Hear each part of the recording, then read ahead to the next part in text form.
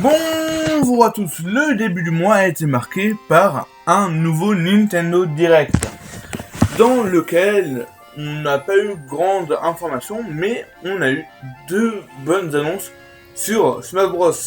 On a eu l'arrivée de Terry Bogard, ne laissant qu'un seul DLC au pack 1 de DLC, et surtout on a eu l'annonce de nouveaux DLC après le 5ème. J'ai quand même pas mal de DLC. Et du coup, aujourd'hui, je vais vous présenter les personnages que je pense possibles en DLC, les personnages que je pense impossibles, et enfin les personnages qui pourraient arriver en tant qu'Echo dans un futur Echo DLC pack. Et on commence tout de suite avec les personnages improbables. Pour moi, les personnages qui arriveront en DLC doivent respecter quelques règles. Première règle, évidemment, venir d'un jeu vidéo. Du coup, pas de Goku, pas de Freak. Ensuite, la deuxième règle, c'est évidemment de ne pas être un trophéade. On peut donc dire adieu, en tant que personnage jouable dans Ultimate, à Shadow, Skull Kid, Springman, Waluigi, Knuckles, Bomberman, Zero, Isaac, Akira ou encore Dion. On peut aussi dire adieu aux personnages qui sont en costumie, c'est-à-dire Chibi Robot, Rex, le robot Toy-Con ou encore Sans. La quatrième règle, c'est de ne pas être un esprit. Donc, on invalide beaucoup de personnages, encore une fois, par exemple, on dit les petits chanteurs, Zeno, Mac Rider, Rayman ou Santé. Et avant qu'on passe au prochain point, j'aimerais juste rendre un petit hommage à Takamaru qui cumule les trois règles en étant à la fois un trophéade, un esprit et un costumie. La règle suivante, c'est à propos d'une licence qui est déjà représentée et qui n'apparaîtra pas en DLC. Comme le dit Sakurai lui-même, il aimerait représenter des nouveaux univers. Du coup, on peut oublier d'avoir Zenko ou Arceluc, on peut oublier également Sephiroth, Bandanadi ou Sun-Li. Enfin, il y a deux personnages qui, à mon avis, ne seront pas représentés pour une autre raison. Ces deux personnages sont Sora de Kingdom Hearts et Steve de Minecraft. Pour une raison très simple, leur éditeur a déjà été représenté. Sora, on a déjà eu le héros pour Square Enix, et on a déjà eu Banjo-Kazooie pour un représentant Microsoft. Ensuite, pour les échos, ça va être beaucoup plus rapide. On peut avoir Black Shadow pour Captain Falcon, Funky Kong pour Donkey Kong, Luigi pour Luigi, Impa pour Sake, Zan pour Bayonetta, Medusa pour Palutena, Ninten pour Ness, Zack pour Cloud et Zelda Cartoon pour Zelda.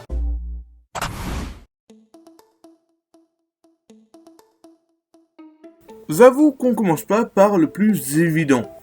Bon, en plus de nous faire une troisième plante au casting après Herbizarre et la plante Piranha, le Piste-Pois est un parfait représentant d'une des licences phares d'EA, donc d'Electronic Arts. C'est un jeu que j'ai personnellement énormément cessé, surtout Plants contre Zombies 2 sur téléphone, qui a accès à un bon panel d'attaque grâce à Plants contre Zombies Garden Warfare, qui a beaucoup de costumes, que ce soit dans les Plants contre Zombies plus traditionnels ou, encore une fois, les Garden Warfare. Et ce sera un personnage surprenant, mais extrêmement fun, je pense, qui a un énorme potentiel de personnage.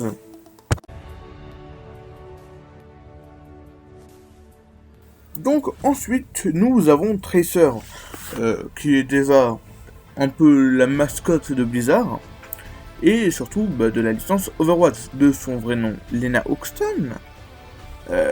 Tracer a un énorme potentiel en tant que personnage un peu canon de vu que voilà, c'est le personnage qui a le moins de points de vie d'Overwatch, donc le plus fragile. Et c'est aussi Tracer, la vitesse. Donc on peut l'imaginer très rapide, voire à la manière d'un Sonic ou d'un Captain Falcon. Et extrêmement violent quand même un peu. Voilà, qui a un bon potentiel d'attaque vu que voilà, c'est un peu un raid shooter. Je ne connais pas du tout ce terme, je crois que c'est un FPS. Overwatch, je ne connais pas ce jeu. Je l'ai jamais tout fait personnellement. Et oui, ce sera un personnage lésé, donc facile à affecter, qui pourrait revenir au terrain assez facilement, qui n'aurait pas beaucoup de points de vue, mais qui aurait une excellente vitesse. Ce serait aussi un excellent personnage féminin, même si je pense qu'on a mieux à côté. Lara Croft est l'un des premiers personnages féminins principaux du jeu vidéo. Même si bon, on a eu Samus avant, Sun-Li et plein d'autres, sûrement que j'oublie. On peut pas nier que Lara Croft est un des personnages les plus marquants de l'histoire du jeu vidéo. On a un potentiel d'attaque, surtout avec des projectiles, des pistolets, des flèches, tout ça. Et surtout, bah, ce serait le côté iconique du personnage. Et bah, voilà, c'est en plus d'être une des femmes les plus importantes de l'histoire, fictive en tout cas, c'est aussi un excellent représentant des PlayStation. Du coup voilà, on a eu un représentant d'Xbox avec Banjo-Kazooie, un représentant PlayStation avec Lara Croft ne serait pas impossible, même si, encore une fois, on a mieux.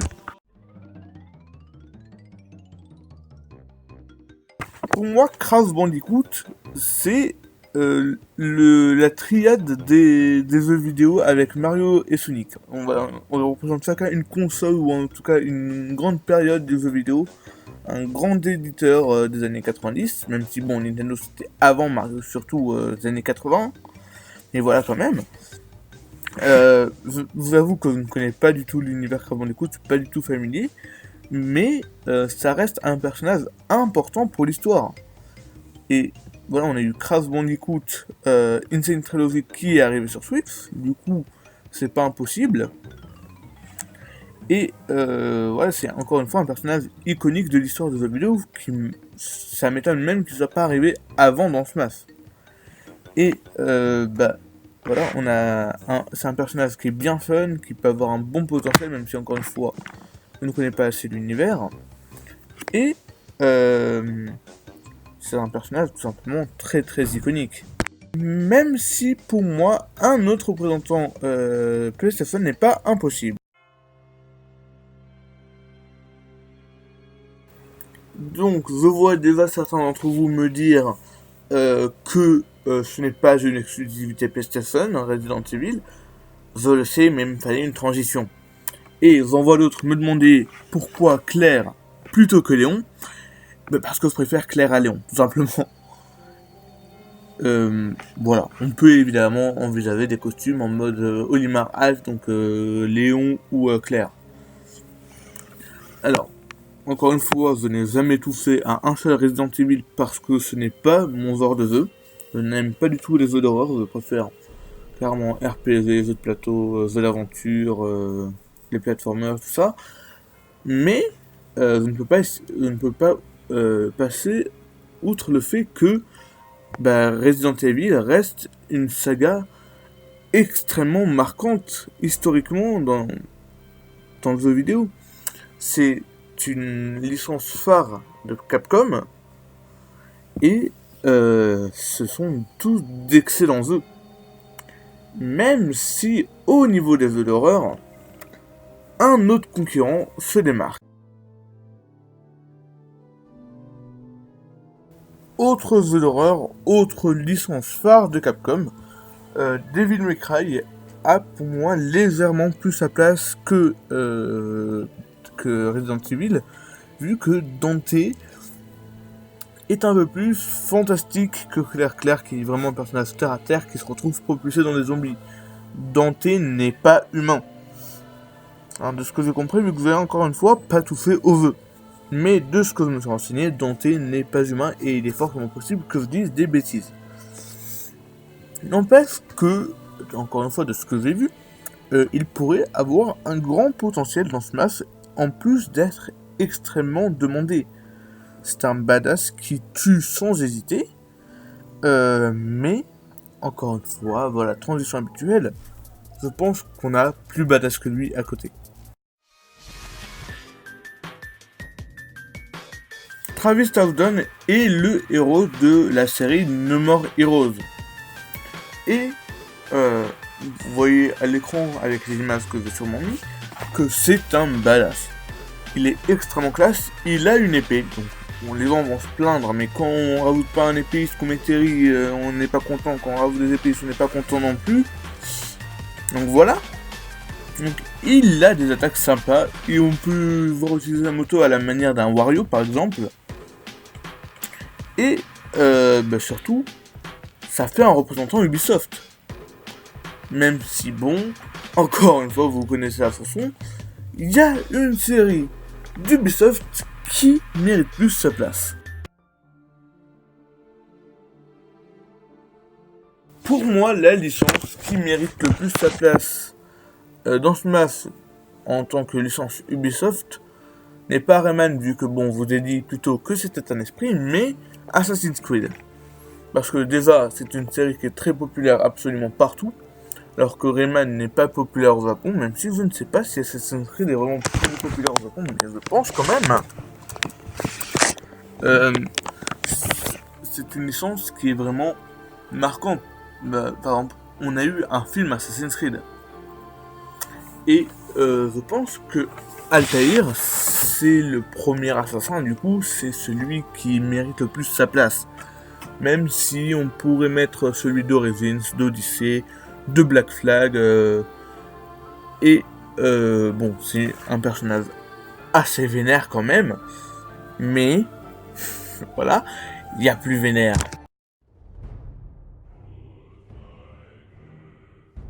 Kratos de la série God of War, c'est le personnage vénère par excellence. Il se passe pas un épisode de God of War sans qu'il pète un câble. Et pour notre plus grand bonheur, donc pour moi Kratos mérite sa place en tant que représentant de Santa Monica Studio. Parce que bon, déjà il n'y a pas énormément d'autres jeux extrêmement cultes de Santa Monica. Mais surtout parce que Kratos, c'est un des personnages les plus iconiques de l'histoire du jeu vidéo. Voilà, avec sa carrure imposante, ses armes, tout est iconique, c'est lui. Même ses expressions sont iconiques avec le boy, qui est devenu une espèce de mème sur internet. Et c'est un vrai vénère de la nature. Il existe un autre personnage, moins vénère que Kratos quand même, qui mérite tout autant sa place. Et la suite du jeu Tekken ferait un excellent représentant de Namco. Parce que on a déjà eu du Namco Bandai, on a déjà eu du Bandai Namco, il me semble, mais on n'a pas eu que Namco. Enfin, je crois. Et il vient d'un jeu de combat, donc les attaques devraient être faciles à trouver.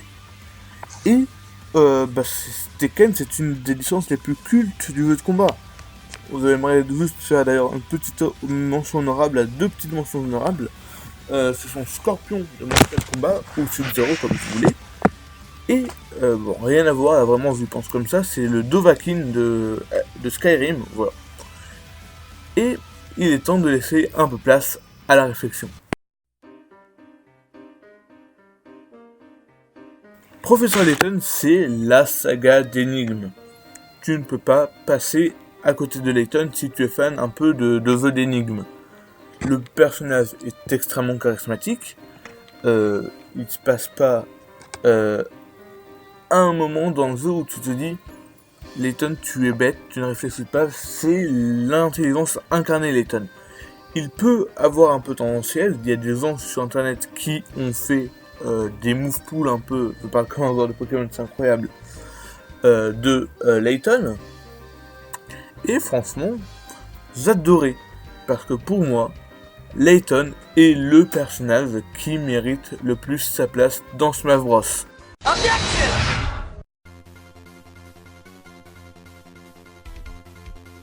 Pour moi, Phoenix Wright est le personnage qui va arriver à la fin du Fighter Pass. Déjà, c'est un personnage Capcom et on n'a pas assez de personnages Capcom, on a juste Ryu, Ken et Megaman. Alors que bon, Capcom c'est bien plus que Street Fighter et Megaman, non? Phoenix Wright, Devil May Cry, voilà, j'en ai dit avant, vous avez qu'à retourner en arrière. Un Monster Hunter aussi, donc je vais pas parler parce que j'y crois pas vraiment. Et Phoenix Wright a un énorme potentiel. Parce que, en plus de ses jeux classiques, il apparaît dans Marvel vs Capcom. Et dans ce jeu-là, on peut trouver absolument toutes ses attaques. Les taunts, les Final Smash, les dabs, tout ce que tu veux, tu peux trouver là-dedans. Et je trouverais ça extrêmement logique que ce soit lui le prochain DLC. Merci à tous d'avoir regardé cette vidéo. On se retrouve très bientôt pour une prochaine. Je vous dis bye.